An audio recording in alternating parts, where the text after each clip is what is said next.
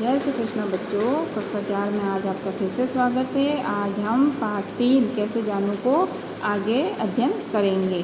कल के पाठ में हमने कान के बारे में बताया था। कान 5 ज्ञानेंद्रियों के बारे में बताया है। इस पाठ में हम 5 ज्ञानेंद्रियों का अध्ययन कर रहे हैं। 5 ज्ञानेंद्रियों में से एक ज्ञानेंद्रिय कान के बारे में हमने अध्ययन कर लिया है। आज हमारी दूसरी ज्ञानेंद्रिय है नाक। सूंघ के जानो। सुनने के लिए हमें किस अंग की आवश्यकता होती है? कान की होती है ना। तो और सूंघने के लिए हमें किस अंग की आवश्यकता होती है? नाक की। तो आज हम नाक के बारे में अध्ययन करेंगे। दादाजी व सोनू आगे बढ़ चले। क्या मंदिर आ गया था? मंदिर से दादाजी और सोनू आगे चल रहे थे। एक जगह दादाजी रुक गए और सोनू से बोले, बेटा अच्छी सुगंध आ रही है। अब सोनू और दादाजी आगे चलते चलते दादाजी एक जगह पे रुक गए और सोनू को भी रुकने को कह दिया कि बेटा बड़ी अच्छी खुशबू आ रही है, बड़ी अच्छी सुगंध आ रही है, तुम भी यहाँ रुक जाओ। जलेबियाँ बन रही है, चलो जलेबियाँ खाते हैं। कौन कह रहा है? दादाजी कह रहे हैं कि जलेबियाँ बन रही है, चलो जलेबियाँ खाते हैं।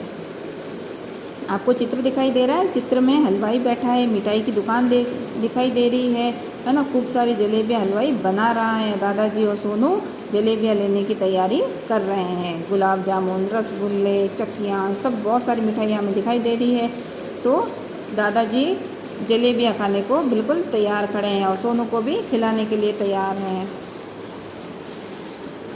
अब कुछ प्रश्न है हमारे सामने कि दादाजी को कैसे पता चला कि जलेबियाँ बन रही है। अब दादाजी को दिखाई तो दे नहीं रहा था, तो उन्हें कैसे पता चल गया कि मंदिर भी आ गया और आप थोड़ा आगे चलने पे जलेबियों की खुशबू भी आ गई। तो दादाजी को जलेबियों की सुगंध, नाक से उन्हें सुगंध आई, जलेबियों की खुशबू से पता चला कि जलेबियाँ बन रही हैं। सूंघने के लिए हमें किस अंग की आवश्यकता होती है? सूंघने के लिए हमें नाक की आवश्यकता होती है। आप किन किन चीज़ों को सूंघ कर पहचान सकते हैं? हम फूल को सूंघ के पहचान सकते हैं, हम मिठाई को सूंघ के पहचान सकते हैं, हम इत्र को सूंघ के पहचान सकते हैं, है ना। अगर कोई बासी चीज़ रखी है और वो ख़राब हो गई है तो भी हम सूंघ के बता सकते हैं कि भाई ये खाना आज का ख़राब हो गया है या नहीं हुआ है। सर्दी जुकाम होने पर, अगला प्रश्न है, सर्दी जुकाम होने पर हमें किन किन बातों का ध्यान रखना चाहिए? सर्दी जुकाम होने पे हमें नाक और सर्दी जुकाम से बचने के लिए सबसे पहले तो नाक और कान को ढक के रखना चाहिए। अगर सर्दी जुकाम लग भी जाती है तो हमें डॉक्टर से उचित इलाज लेना चाहिए। ये तो हो गए हमारे प्रश्न। अब अगली हमारी ज्ञानेंद्रिय है छू कर व चख कर जानो। छू के कैसे? त्वचा से, और चख के जानो जीभ से। छूना, गर्म है, ठंडा है, किसी चीज़ को छुएंगे तभी पता चलेगा। और छुएंगे किससे? हाँ, चमड़ी से पता चलेगा, है ना। हमारी जो त्वचा है वही हमें बताएगी कि ये चीज़ खुरदरी है, कोमल है, कठोर है या गर्म है, ठंडी है, तो त्वचा से। और फिर चख के जानो, तो चखने से स्वाद कैसे पता चलता है? मीठा है, खारा है, नमकीन है, खट्टा है, कड़वा है, तो जीभ से पता चलेगा। तो हम त्वचा और जीभ के बारे में पढ़ते हैं। दादाजी ने जैसे ही जलेबी हाथ में ली बोले, आहा जलेबियाँ तो गर्म है। अब गर्म चीज़ का हमें कैसे पता चलेगा? हाथ में लेने से, या कोई चीज़ चाय है या कॉफ़ी है, कुछ भी गर्म चीज़ हमारे त्वचा पे गिरती है तो हमें फट से पता चलता है, अरे ये तो चीज़ गर्म है। और बर्फ़ वगैरह, अरे ये तो चीज़ बहुत ठंडी है। तो त्वचा से हमें पता चलता है।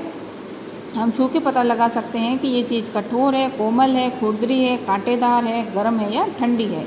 तो दादाजी को भी जैसे दादाजी ने जलेबियाँ हाथ में ली तो उन्होंने कहा, आह जलेबियाँ तो गर्म है। गर्म थी जलेबियाँ, तो दादाजी ने जैसे ही छुआ तो उन्हें पता चल गया कि जलेबियाँ गर्म हैं। सोनू ने जलेबियाँ खाते ही कहा, वाह ये तो बहुत स्वादिष्ट है। अब सोनू को क्या पता कि ये स्वादिष्ट है या नहीं? उसने चखी, जब ही देख के तो उसे सिर्फ सुगंध आ रही थी कि वाह बहुत अच्छी है। खाने पे उसे पता चला कि बहुत ही स्वादिष्ट है। तभी दादाजी का हाथ पास पड़े थाल पर पड़ा, अरे समोसे तो ठंडे हैं। अब सोनू को कैसे पता चला था?